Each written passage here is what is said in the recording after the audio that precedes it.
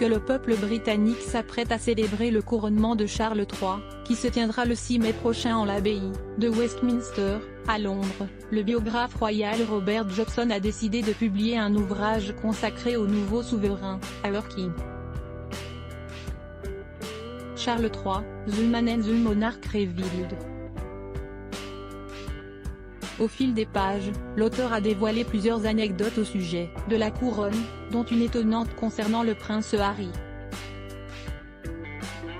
Lorsqu'il avait 8 ans, le duc de Sussex, son frère William et leur mère, la regrettée princesse Diana, ont fait une visite de Londres dans les fameux bus rouges de la capitale.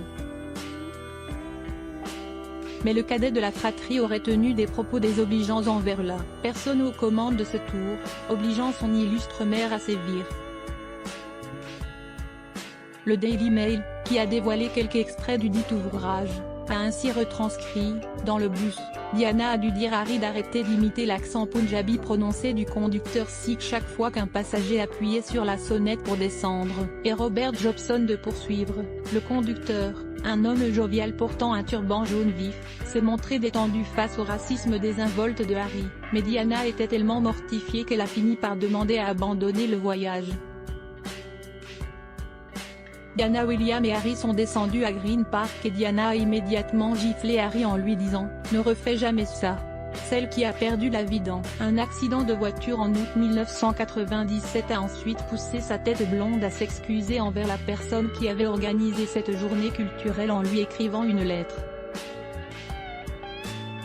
Le prince Harry revient sur son costume nazi qui a fait polémique après avoir décidé de raconter l'histoire de son couple formé avec Meghan Markle sur Netflix. Le prince Harry s'est muni de sa plume pour rédiger son autobiographie intitulée Le Suppléant, un titre faisant référence à sa position dans l'ordre de succession au trône. Dedans, le beau-fils de Camilla Parker Bowles est revenu sur la polémique de 2005, époque où il a décidé de porter un costume nazi à l'occasion d'une soirée.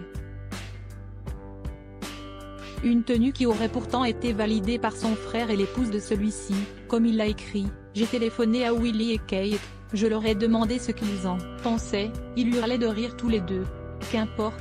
Dans ses écrits, le père d'Archie et de Lilibet a estimé qu'il s'agissait certainement de la plus grosse erreur de sa vie.